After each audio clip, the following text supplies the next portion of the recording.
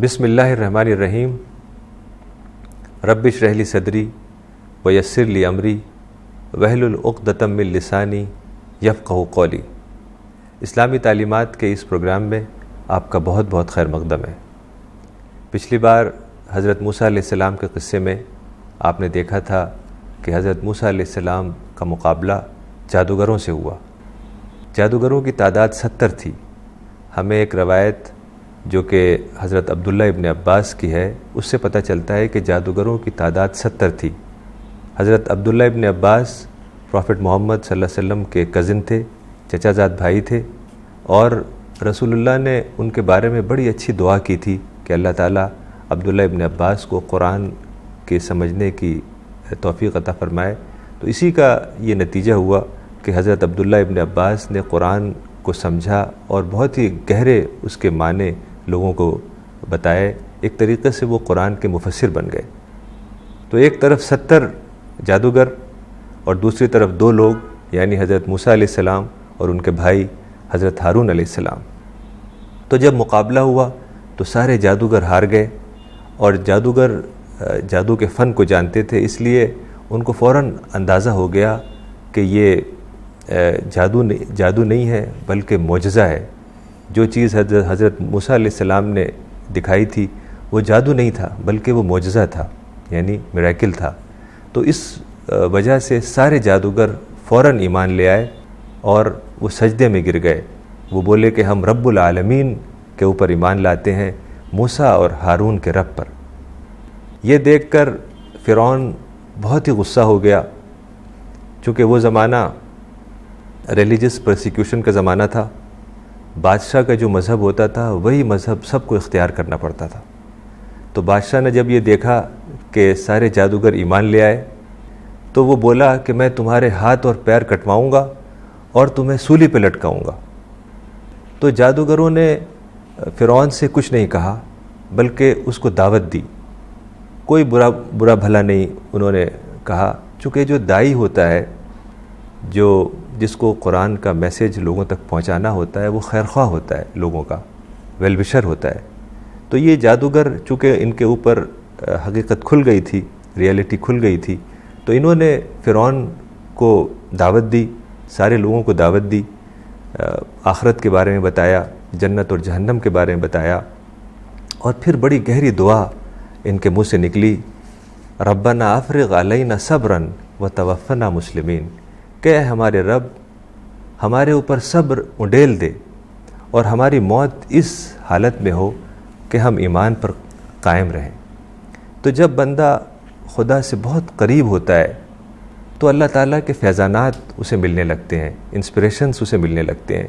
تو اس طرح کی دعا جو جادوگروں کے منہ سے نکلی، ربنا افرغ علینا صبرا وتوفنا مسلمین، یہ وہی انسپریشن والی دعا ہے، الہامی دعا ہے، روحانی دعا ہے۔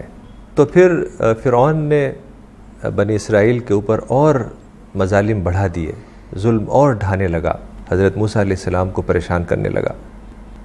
تو اللہ تعالیٰ نے حکم دیا حضرت موسیٰ علیہ السلام کو کہ تم اپنے ساتھیوں سے کہو کہ وہ اپنے گھروں کو مسجد بنا لیں، یعنی گھروں کو نماز پڑھنے کی جگہ بنا لیں۔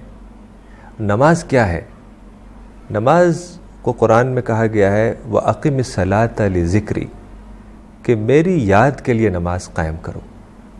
یعنی جب ایک انسان سوچتا ہے کہ کیسے انسان پیدا ہوا، کیسے اس کو اللہ تعالیٰ نے وجود بخشا، کیسے اللہ تعالیٰ نے اس کو ایگزسٹنس دیا، وہ ایک نان ایگزسٹنٹ اینٹیٹی تھا، کیسے اللہ تعالیٰ نے یہ جسم عطا کیا، کیسے وہ پیدا ہوا، کیسے وہ بڑا ہوا، کیسے اس دنیا میں ساری چیزیں موجود ہیں، ہوا، پانی، آکسیجن، دنیا کی سب چیزیں اس کے مطابق ہیں۔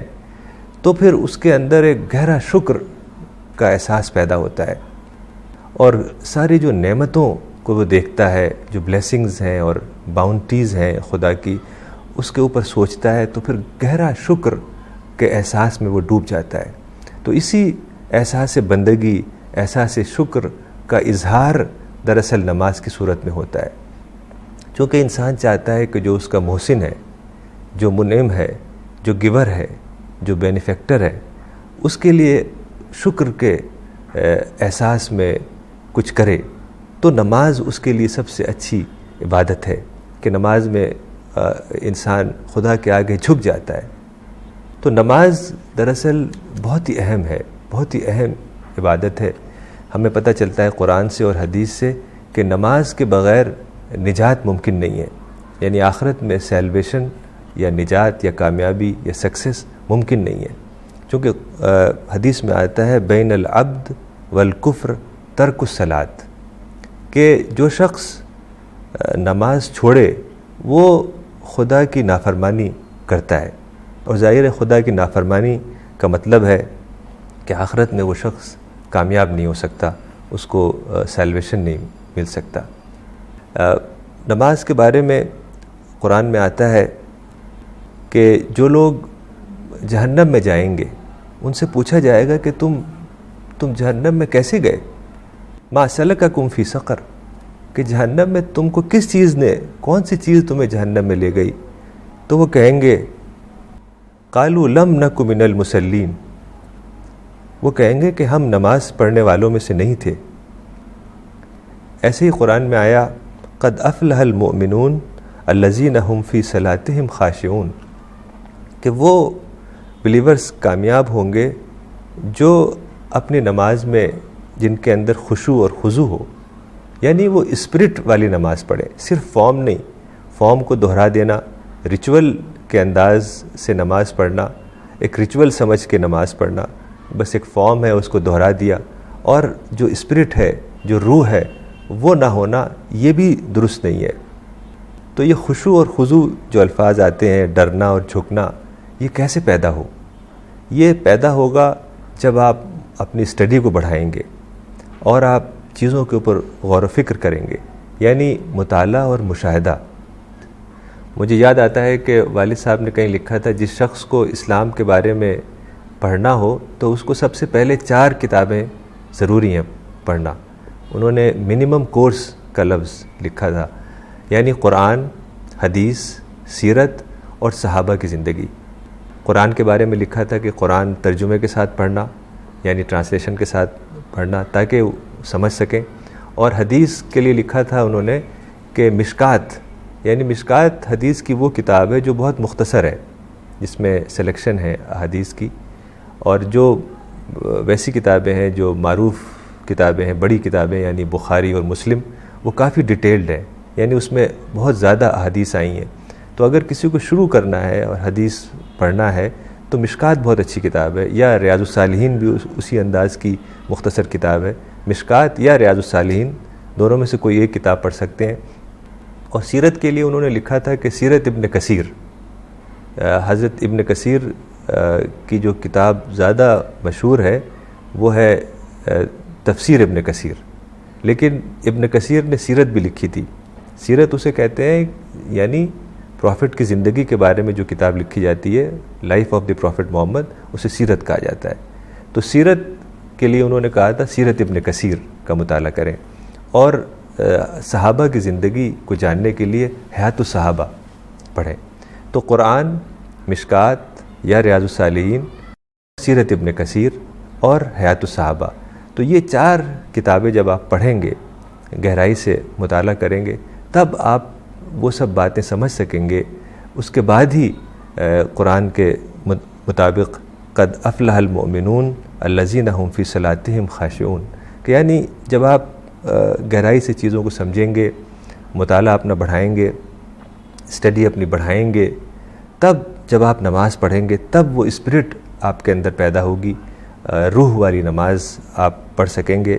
تب قرآن کے اس آیت کے مطابق قد افلح المؤمنون الذین هم فی صلاتهم خاشعون، تب آپ وہ نماز پڑھ سکیں گے جو قرآن میں آیا کہ وہ بلیورز کامیاب ہوں گے جو اپنی نماز، جن کی نماز میں خشوع ہوگا۔ تو یہ خشوع ہے، یہ جبھی آئے گا جب آپ اپنی اسٹڈی بڑھائیں گے، اپنا مطالعہ بڑھائیں گے، چیزوں کو گہرائی سے سمجھیں گے، اور جو خدا کے سائنز بکھرے ہوئے ہیں ہر طرف، ان کے اوپر گہرائی سے غور کریں گے۔ تو یہ سب چیزیں آئیں گی جب آپ اپنی اسٹڈی کو بڑھائیں اور اپنا مطالعہ اور مشاہدے کو بڑھائیں۔